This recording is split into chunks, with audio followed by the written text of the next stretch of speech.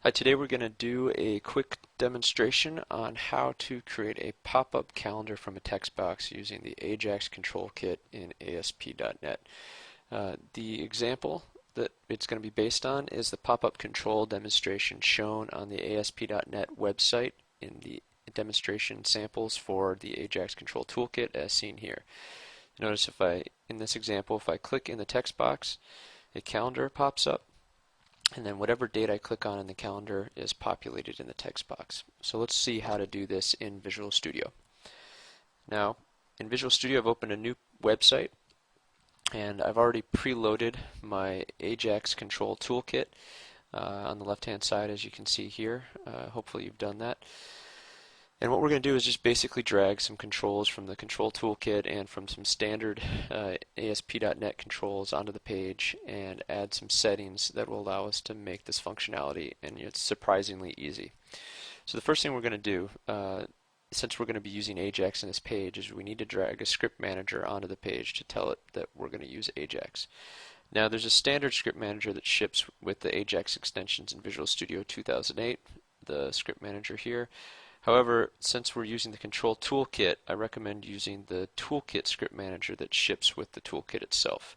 It helps with a little bit in debugging, especially if you have different versions of the toolkit and the .NET framework. So I'm going to drag the toolkit script manager over, drop it on the page, and you'll notice that this shows the toolkit on the page, and at the same time the bin folder in your application folder for your web app gets populated with all the different source code for the different controls. Now that we've got the script manager, first thing we're going to drag onto the page is a text box, and this will be the text box that initiates the pop-up. So we'll put that on the page, and I'm just going to add a little bit of text next to it, enter date, so our user knows what it's for. And then I'm going to click back on the text box, and you'll notice that a little arrow comes up, the smart tag.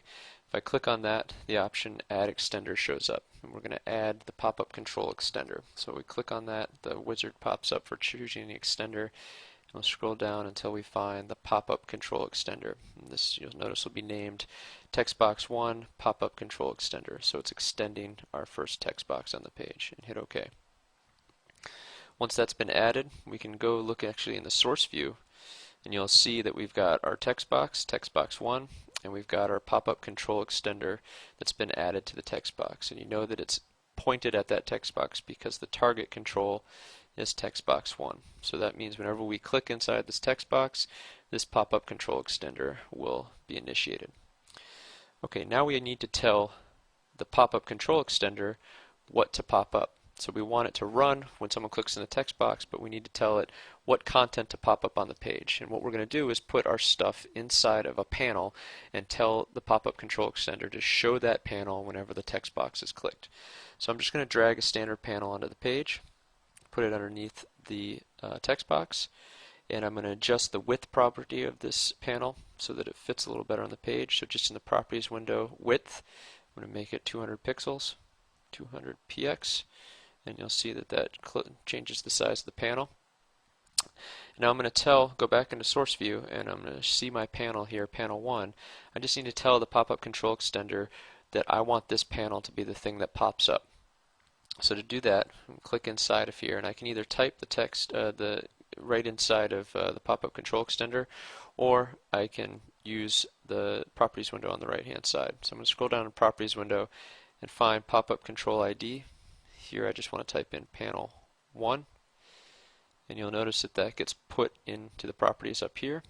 So this is saying this pop-up control extender is going to pop up panel 1. And then I'm also going to change the position. I'm going to change it to be bottom. And you'll notice that that also gets populated in the properties. And that just means that when this panel does pop up, we want it to be at the bottom underneath the text box.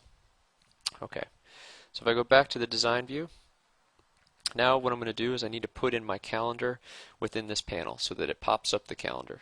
But before I do that, I'm going to add one other control. I'm going to add a standard update panel from the AJAX extensions. Now you may ask, why do we need an update panel inside of our panel? Well, since we want to do this asynchronously, meaning every time we click on the calendar to select a date, we want it to post back asynchronously to the server without reloading the whole page. we want to have the calendar inside of an update panel. This means that that little calendar will post back without affecting the rest of the page, and basically use AJAX to do that kind of on the back end for us, so that it doesn't interrupt anything else on the page. So we drag an update panel in to allow us to do an asynchronous post back when clicking inside the calendar. Now if I look inside the source view, you should see a panel and then an update panel within the panel. Now I want to put the calendar inside the update panel. So to do that, remember with update panels you first have to have this content template tag.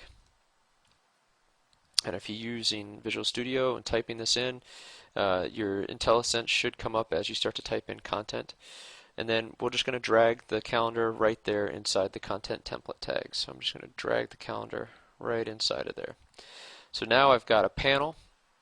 Inside that panel is an update panel, and inside that update panel is a calendar. And so when I click inside this calendar, the update panel will make that happen asynchronously. The panel is being controlled by our pop-up control extender, and the pop-up control extender is an extension of our text box. So when I click in the text box, what should happen is my calendar should pop up, and I should be able to click around inside of it without causing a reload of the page. Now this will run as is, so if I hit the play button or the start debugging or F5, it'll create a page, and you'll see our text box with enter date. And when I click in the calendar, click in the text box, our calendar pops up, and it allows me to click around within the calendar. But you'll notice that the date isn't being populated in the text box yet. And the reason for that is that we need to create an event handler for the selection changed event of the calendar. Meaning every time someone clicks on this calendar, we want to have a piece of code run that says take whatever date was selected and put it inside the text box. So doing this is actually really easy also. We'll go back into Visual Studio. I'll stop the debugging. And we'll go back to the design view. Now to create the event handler for the calendar selection changed event, we just need to double click anywhere in the calendar, and that will open our code behind Visual Basic file. You could be using C# or another language here, but we're using Visual Basic today. So it opens up a subroutine called calendar selection changed, and that handles the event of the selection change in the calendar. So basically anytime anyone clicks a different date inside the calendar, this little subroutine will run, and whatever code we put here will be executed. So we want to write the code that will take the value from the calendar and put it inside the text box. Now to do that, we need to find the commit method for the pop-up control extender. So we'll type in the name of our pop-up control extender, which is text box1, and IntelliSense should show you what you've already got on the page. Textbox1 underscore pop-up control extender, and dot commit, and that's the first thing that pops up. And now we want to have it commit to the text box whatever date was selected from the calendar. So within these parentheses, we want to type in calendar 1 or whatever you called your calendar control, dot selected date, and parentheses. So what this is doing is saying we want to commit to the text box anything that was selected inside calendar 1. So the selected date in calendar 1 is then committed to the text box from the pop-up control extender. Okay, so that's it there. We save this and we run this code again, and the example pops up. Now when I click inside the text box, you will see the calendar pop up, and whatever date I click on in the text box, it populates, or I'm sorry, whatever date I click on in the calendar populates the text box. So there you go. Surprisingly simple solution for creating a pop-up calendar for your website. You could use this in a number of different applications. Every travel website you go to book a flight or a hotel has something similar running on their website. Of course you can go in and change the styles and other things for the calendar to make it look nice, but that's the basic functionality that's running to make this work.